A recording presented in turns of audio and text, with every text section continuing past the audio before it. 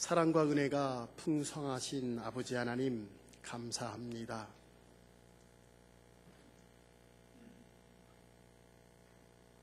주님의 귀한 자녀들, 주님 전에 머리 조아리며 무릎 꿇고 주님께 예배드립니다. 겸손한 마음으로 주의 말씀을 받아들이는 저희들 되게 하시고 우리의 마음밭에 우리 주님의 말씀을 심기워 30배 60배 결실을 맺게 하옵소서. 하나님의 말씀으로 위로받으며 하나님의 말씀으로 새로워지며 하나님의 말씀으로 도전받는 귀한 시간 되게 하옵소서. 성령의 홀로 주관하시며 예수님의 이름으로 간절히 기도드립니다. 아멘. 2013년도 유엔의 세계 행복 보고서에 의하면 북유럽 국가들이 대부분 상위권을 차지했습니다. 세계에서 가장 잘 사는 나라, 첫 번째가 덴마크, 2위가 노르웨이, 3위가 스위스, 네덜란드, 스위스, 스웨덴, 이런 순입니다. 미국은 17위, 그리고 한국은 41위, 일본은 43위입니다. 유엔의 세계 행복 보고서, 이것은 그 나라의 첫 번째 조건이 그 나라의 1인당 국민 소득을 기준으로 했습니다.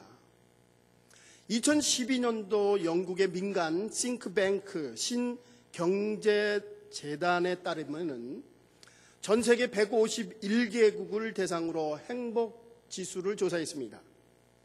첫 번째 조건을 삶의 만족도에서부터 시작이 합니다. 기대 수명, 환경 오염 등 그러한 여러 가지를 통해서 국가별 행복지수 HPI를 조사한 결과 유엔의 조사와는 전혀 상반된 보고를 했습니다.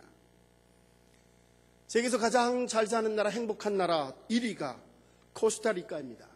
총 64점으로 2009년도에 1위 했는데 2012년도에도 연속 1위를 했습니다. 베트남이 2위입니다. 다음으로 콜롬비아, 벨리스, 엘살바도르, 이렇게 순으로 파악됐습니다. 우리가 살고 있는 미국은 하위권에 105위입니다. 영국은 40위, 프랑스는 50위, 독일은 46위. 유럽의 선진대국이 보통 행복지수가 40권 바깥에 있습니다. 반면 행복지수가 상위 10위에 있는 나라들은 베트남이나 중남미 국가들로 채워졌습니다. 베트남에 이어서 방글라데시가 11위, 인도네시아가 14위, 태국, 필리핀 등입니다. 일본은 45위, 한국은 63위입니다. 여러분, 인간의 행복지수는 행복하다, 행복하지 않다라고 하는 삶의 만족도는 경제적인 부와는 전혀 상관이 없는 것으로 보고가 되었습니다. 여러분, 북유럽 국가들이 자살률이 최고인 것, 그것이 증명해 주고 있습니다. 여러분, 우리나라가 언제부터 자살률이 세계 최고였습니까? 경제적으로 잘 살기 시작한 시간대부터, 그때부터 시작이 되었습니다. 제가 어렸을 때만 하더라도 자살이라고 하는 것 거의 볼 수가 없었습니다. 그런데 어느 순간인가 우리나라가 자살 1위가 되었습니다. 여러분, 자살의 가장 첫 번째 이유가 뭔지 아세요? 부입니다. 돈 때문에 자살한다는 거예요. 혹여 여러분들이 좋은 집, 좋은 차, 좋은 비즈니스, 세이빙 어카운트에 풍족한 돈이 있다면 아마도 행복하리라고 생각하실 것입니다. 그러나 여러분도 알다시피 그러한 외적인 조건들이 우리의 행복을 결정하는 절대적인 조건이 될 수 없다는 것입니다. 이런 재미난 얘기가 있습니다. 하나님이 모든 인간에게 행복을 주기 위해서 천사에게 그것을 맡겼다고 합니다. 천사들이 행복하게 사는 사람들을 보면서 질투하면서 그것을 감춰두기로 작정을 했습니다. 어디에다 감춰둘까? 첫 번째 천사가 그거를 바다 깊은 곳에 감춰둡시다. 그럴 때 한 천사가 인간들은 재주가 좋아서 거기도 발견할 겁니다. 또 어떤 천사가 얘기를 합니다. 가장 높은 산에다가 감춰둡시다. 인간들은 모험심이 강하기 때문에 틀림없이 거기도 찾을 겁니다. 늙은 지혜로운 천사가 얘기를 했습니다. 인간들은 자기 머리만 믿고 재주만 믿고 그리고 그렇게 자랑하는 사람들입니다. 그러므로 가장 가까운 가슴 속에 두면은 아마도 못 찾을 겁니다. 그래서 행복은 가장 가까운 우리의 마음에서 비롯된다고 합니다. 여러분, 정말 좋은 환경과 좋은 여건들, 최상의 여건들, 그것들이 우리의 행복과 절대적으로 관련이 없다라고 하는 사실을 깨닫는 그 사람이 행복한 사람입니다. 그런데 많은 사람들은 여건과 환경 속에서 그 행복을 찾으려고 합니다. 비단 우리 그리스도인조차도 그런 경향들이 있습니다. 저는 앞으로 산상수훈 첫 번째 말씀인 그 팔복에 대해서 시리즈로 설교를 준비하고 있습니다. 산상수훈의 첫 번째 나오는 팔복, 그 팔복의 서론의 말씀이 오늘 본문의 말씀입니다. 이 서론의 말씀을 가지고 여러분과 함께 은혜 나누고자 합니다. 첫 번째로 우리가 이 팔복의 말씀, 산상수훈의 첫 번째 나오는 이 팔복의 말씀, 오늘 본문의 마태복음 5장 1절과 2절의 말씀은 이 팔복의 서론일 뿐만 아니라 마태복음 5장, 6장, 7장에 계속해서 나오는 산상수훈 전체의 서론의 말씀입니다. 여러분, 산상수훈이라는 말이 무슨 말입니까? 산에 올라가서 전하는 예수님의 가장 귀중한 말씀, 귀한 말씀, 산상수훈, 산상보훈의 말씀입니다. 이 산상수훈의 말씀은 마태복음 5장과 6장과 7장 속에 있는 그 귀중한 말씀입니다. 금세기의 최고의 주석가라고 하는 윌리엄 버클리라고 하는 신학자는 산상수훈이 그리스도의 삶과 신앙의 본질이다, 예수 그리스도의 가장 중심적인 교훈의 말씀이다, 그렇게 말하고 있습니다. 여러분, 산상수훈은 제자들이 순종하고 따라야 할 귀중한 삶의 지표입니다. 교훈입니다. 마태복음 5장, 6장, 7장에서 계속적으로 나오는 이 산상수훈의 말씀, 그것은 예수 그리스도의 모든 말씀은 아니지만 가장 중심적인 집약된 말씀입니다. 여러분, 오늘 이 산상수훈과 팔복의 말씀을 누구에게 전한다고 합니까? 누가 그 말씀을 듣는 대상입니까? 오늘 성경을 보십시다. 마태복음 5장 1절과 2절에 보면은 예수께서 무리를 보시고 산에 올라가 앉으시니 제자들이 나온지라 입을 열어 가르쳐 이르시되. 오늘 본문 서론에 보면은 두 부류의 사람들이 나옵니다. 예수께서 무리를 보셨다, 무리가 나오고 또 산에 올라가 앉으시니 제자들이 나온지라. 무리와 제자들에 대한 두 부류의 사람이 나옵니다. 여러분, 무리가 어떤 사람들입니까? 칼 아이들만이라고 하는 사람은 이 무리를 팬이라고 표현하고 있습니다. 무리는 열정은 있지만은 자기에게 유익이 될 때는 열정으로 섬기고 열정으로 따르지만은 자기에게 불리할 경우에는 쉽게 버리는 사람들입니다. 팬과 똑같습니다. 예수님을 쫓아다니며 열광하지만은 정말 자기의 삶을 바쳐서 헌신하는 사람들은 아닙니다. 이 사람들이 무리들입니다. 그에 반하여 제자들은 어떤 사람들입니까? 누가복음 5장 11절에 있는 말씀처럼 모든 것을 버리고 예수를 쫓아가는 사람, 바로 제자들입니다. 내게 유익이 있던, 내게 손해가 되던, 내게 힘들고 어렵든지 어떠한 상황 속에서도 예수를 위해서 모든 것을 포기하며 쫓아가는 사람들, 제자들입니다. 오늘 본문에 보면은 무리를 모시고 산에 올라가셨습니다. 그런데 제자들이 나오는 그 제자들 앞에서 예수님께서 말씀하셨다. 그렇게 성경은 기록하고 있습니다. 오늘 이 복된 말씀을 예수님께서 제자들에게 전했다. 성경은 얘기합니다. 정말 예수님이 제자에게만 이 귀한 복음의 말씀을 전했느냐? 절대 그렇지 않습니다. 성경 말씀 산상수훈이 끝나는 마태복음 7장 28절과 28절 말씀을 28절과 29절 말씀으로 함께 같이 읽겠습니다. 시작. 예수께서 이 말씀을 마치심에 무리들이 그의 가르치심에 놀라니 이는 그 가르치는 것이 권위 있는 자와 같고 그들의 서기관과 같지 아니함이니라. 오늘 이 말씀은 산상수훈이 끝나는 말씀입니다. 예수께서 이 말씀을 마치심에 이 말씀이 바로 산상수훈의 말씀입니다. 예수님이 말씀을 마쳤습니다. 그런데 많은 무리들이 그의 가르침에 놀랐습니다.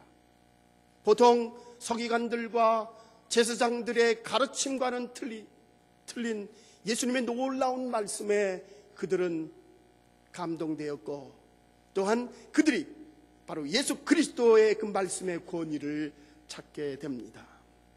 여러분, 오늘 산상수훈의 말씀은 제자들만이 아니라 모든 무리에게 증거하신 하나님의 복음의 메시지입니다.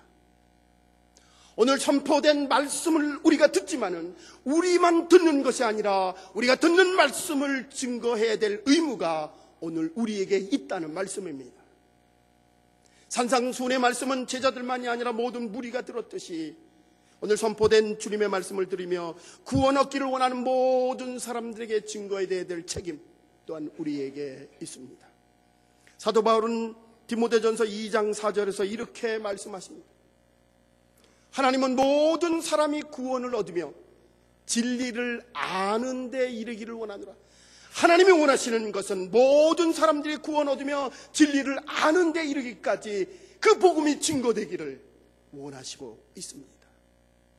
오늘 산상수훈이 제자들만이 아니라 모든 무리들에게 증거되듯이 오늘 주님의 선포된 말씀을 듣고 여러분이 그 말씀을 증거하는 주님의 자녀들이 되시기를 간절히 축원합니다. 두 번째는 이 산상수훈의 서론의 말씀은 하나님의 임재 안으로의 복음입니다.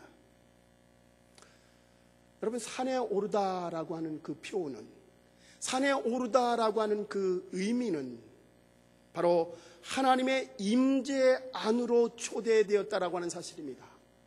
하나님의 임재 안으로 초대된 그 복음. 여러분, 마태복음의 특징은 구약을 참 많이 인용했습니다. 마태복음의 독자들은 유대인 그리스도인들입니다. 그러므로 그들이 유대인에 대해서, 유대교에 대해서 잘 알기 때문에 마태는 의도적으로 구약의 많은 것들을 인용했습니다. 특별히 모세와 예언자 이사야에 대해서 많이 인용하고 있습니다. 마태복음 1장에서 4장까지 그 첫 번째 부분 속에서 하나님의 임재를 계속적으로 강조하고 있습니다. 예수님의 탄생 얘기가 나오는 마태복음 1장 23절에서 이렇게 성서는 얘기하고 있습니다.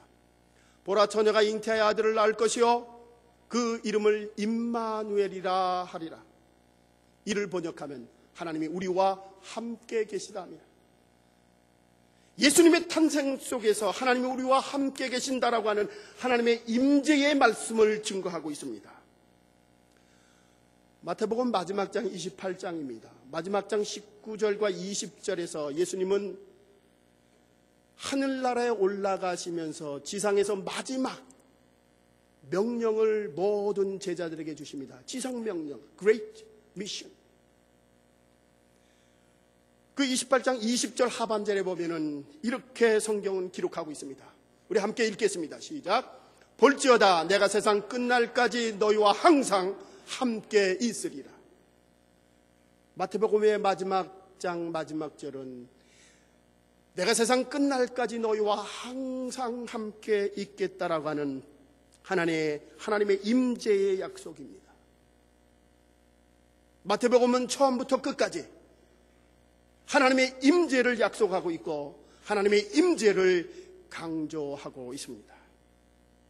여러분, 우리가 예수 그리스도의 복음을 통하여 하나님의 임재를 느끼며 경험하면서 그래서 우리의 삶이 변화되고 치유되고 회복되는 역사와 그 은혜를 경험하는 역사가 예수 그리스도의 임재 속에 일어난 줄 믿습니다.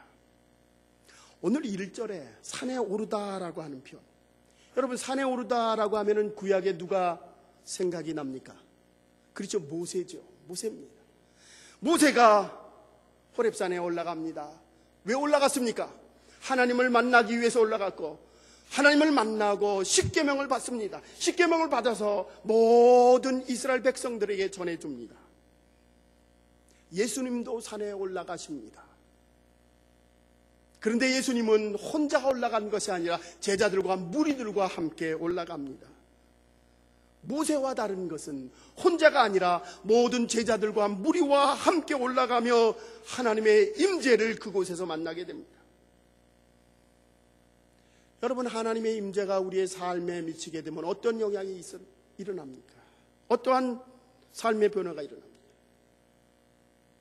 여러분, 하나님의 임재 안에 들어간다라고 하는 것이 속박을 의미합니까? 아니면 자유를 의미합니까?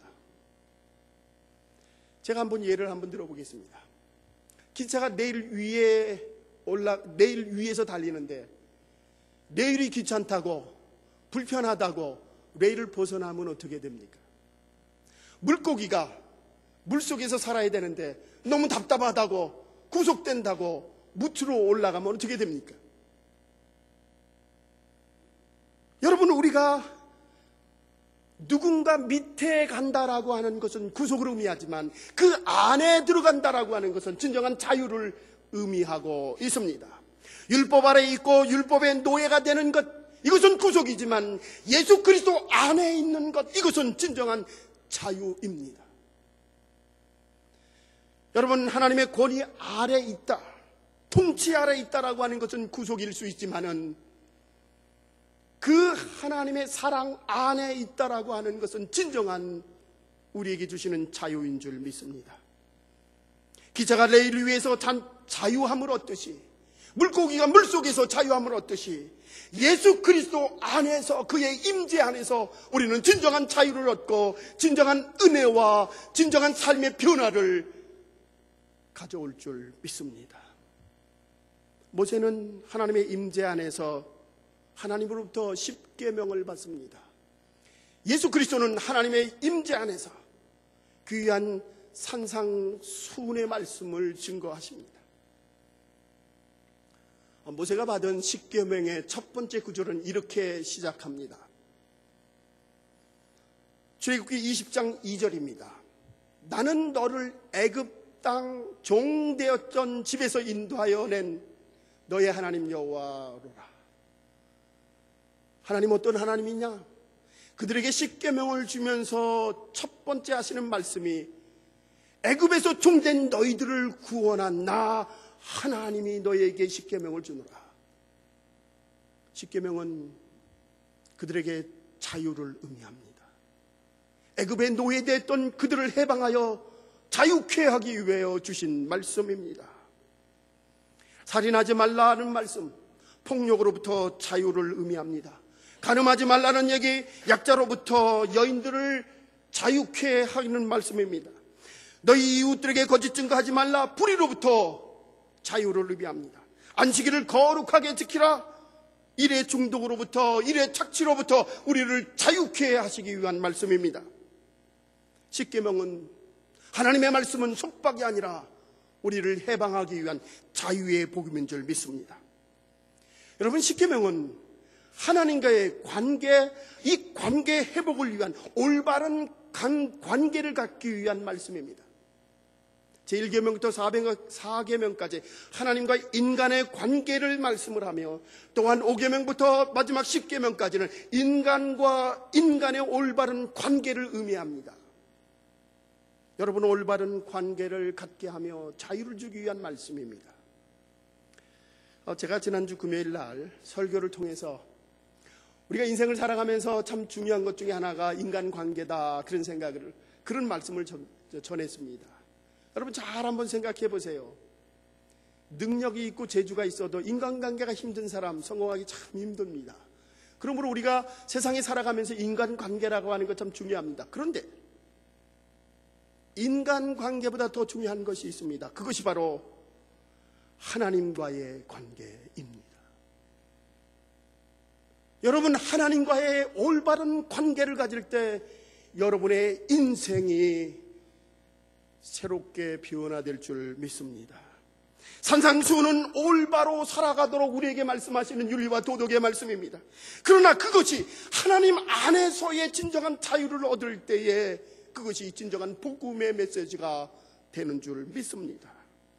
예수님 안에서 예수님과 함께 예수 그리스도를 만남으로 전해지는 것, 이것이 바로 굿뉴스, 진정한 복음입니다. 산상수훈의 말씀은 예수님의 삶입니다. 산상수훈의 말씀은 제자들의 삶이며 오늘 21세기에 살아가는 우리들의 삶이 되어야 합니다. 이것이 바로 산상수훈의 말씀입니다. 21세기에 2000년 전에 있었던 그 말씀이 오늘 우리의 말씀이 되어야 합니다. 여러분, 우리 성도들은 하나님의 임재 안에 살아가야 합니다. 오늘 이 시간에 예배드리는 이 시간이 하나님의 임재의 시간, 임재 안에 거하는 시간임을 믿으시기 바랍니다. 이 예배를 통하여 하나님을 만나시기 바랍니다. 하나님의 임재하심을 느끼며 그 임재하심으로 변화되며 회복되며 새로운 결단이 있는 여러분이 되시기를 주님의 이름으로 축원합니다. 이제 마지막으로 앞으로 제가 시리즈 설교를 준비하면서 산상수훈의 첫 번째 나오는 말씀, 팔복에 대한 말씀을 잠깐 개괄적으로 살펴보겠습니다. 이 팔복의 말씀은 산상수훈에 가장 먼저 나옵니다. 마태복음 서론 1절과 2절 서론이 끝나자마자 3절부터 10절까지 나옵니다. 이 팔복의 구절은 8개의 구절로 구성되어 있습니다. 이 8개 구절마다 앞부분에 나오는 말씀은 행복한 부류의 사람들, 8 부류의 사람들에 대한 얘기가 나옵니다. 첫 번째가 3절에 심령이 가난한 자들, 애통한 자들, 온유한 자들, 의에 줄이고 목마른 자들, 긍휼히 여기는 자들, 마음이 청결한 자들, 화평케 하는 자들, 의를 위하여 핍박을 받는 자들. 여러분, 이런 사람들을 생각하면 어떤 느낌이 납니까? 이런 공동체, 이런 사람들이 있는 공동체를 한번 상상해 보시기 바랍니다. 저는 이런 공동체가 바로 천국이 아닌가 생각을 합니다. 이 8 사람들의 부류의 사람들이 있습니다. 여러분은 어떤 부류의 사람들입니까? 어떤 부류에 속하는 사람들입니까?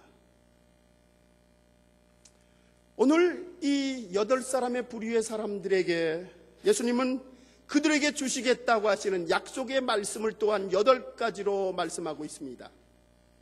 천국이 그들의 것이요, 위로를 받을 것이요, 땅을 기업으로 받을 것이요, 배부를 것이요, 긍휼히 여김을 받을 것이요, 하나님을 볼 것이요, 하나님의 아들이라 일컬음을 받을 것이요, 천국이 그들의 것이다. 이러한 약속을 받은 사람들 역시 천국에 사는 사람들이 아닌가. 제 동료 목사님 중에 미국 교수분이 한 분이 계십니다. 근데 이 미국 교수님이 최근에 큰 걱정거리가 있다고 합니다. 어머님이 98세인데 신앙도 좋고 건강하셨다고 합니다. 그런데 최근에 치매가 걸렸다고 합니다. 이 미국 교수님의 기도 제목은 이 어머니가 회복되는 그런 기도 제목입니다. 그런데 참 그분의 모든 동료들에게 기도를 요청하는 그 기도, 그것 중에 가장 중요한 것이 혹시 치매 걸려서 어머님이 예수 그리스도를 모른다고 하면 어떡할까라고 하는 기도라고 합니다. 그러면서 그 기도 제목을 주변의 친구들에게 나누어주면서 이런 기도를 드렸다고 합니다. 제가 듣기에 참 당황스러운 기도입니다. 하나님, 우리 어머니 빨리 데려가 주세요. 어머니를 빨리 데려가 달라는 기도입니다. 여러분의 한국적인 정서에서는 참 민망한 기도고 불효 기도입니다. 그런데 어떻게 보면 가장 올바른 기도 같기도 합니다. 여러분, 오래 사는 게 축복입니까? 건강하게 오래 살아야죠. 여러분, 많이 가진 것이 축복입니까? 여러분, 많이 배운 것이 축복이에요. 정말 우리가 치매에 걸린다면 그 모든 많은 것, 우리가 알고 있는 것 다 소용이 없습니다. 다 잊어버립니다. 바보가 되어버립니다. 부질없는 것입니다. 여러분, 우리의 인생에 있어서 가장 중요한 것이 무엇입니까? 아니, 무엇이라고 생각하십니까? 우리의 가장 중요한 것은 죽음 이후의 삶입니다. 하늘나라의 소망을 가지고 살아가는 것, 무엇보다도 가장 귀중한 축복입니다. 하늘나라의 소망을 가지고 사는 사람, 가장 축복받은 사람입니다. 오늘 팔복의 말씀에, 약속의 말씀, 주시겠다고 하시는 약속의 말씀의 첫 번째와 마지막은 똑같습니다. 천국이 그들의 것이니라. 천국이 저들의 것이니라. 여러분, 우리 인생의 가장 근본적이고 최고의 축복은 저 천국의 소망을 가지고 살아가는 것입니다. 사랑하는 중앙교회 성도 여러분, 여러분에게 가장 중요한 것은 무엇입니까? 돈입니까? 자녀들이 잘 되는 것입니까? 사업이 잘 되는 것이요? 건강한 것입니까? 지금 우리가 힘들고 어렵더라도 하늘나라에 갈 수 있다라고 하는 소망에, 그 천국의 소망을 가진 자들이 가장 축복받은 자임을 기억하시기 바랍니다. 지금 힘들고 어렵더라 할지라도 정말 천국의 지금 가장 잘 살고 평화롭다 하더라도, 풍요롭다 하더라도 천국의 소망을 받지 못했다면 아마도 가장 불행한 사람일 것입니다. 주님의 귀한 중앙교회 성도 여러분, 천국의 소망을 약속받는 주님의 자녀가 되시길 바랍니다. 그 축복으로 말미암아 매일매일 여러분의 삶이 그 축복을 누리며 확증하며 간증하는 주님의 자녀들이 되시기를 주님의 이름으로 축원합니다. 기도하시겠습니다. 사랑의 주님, 우리가 살아가면서 왜 내게는 하나님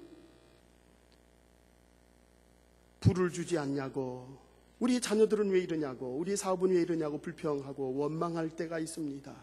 왜 하나님 내게만 이렇게 건강을 나쁘게 하시냐고 우리가 때때로 우리 자신을 뒤돌아보며 하나님 앞에 원망할 때가 있습니다. 주님, 오늘 저 천국의 소망을 주심에 감사합니다. 그 소망 가지며 살아가게 하옵소서.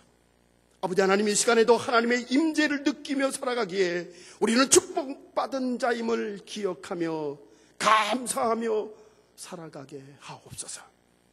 하나님의 임재 안에, 하나님의 임재 안에서 도전받고 위로받으며 변화되는 저희들 되게 하옵소서.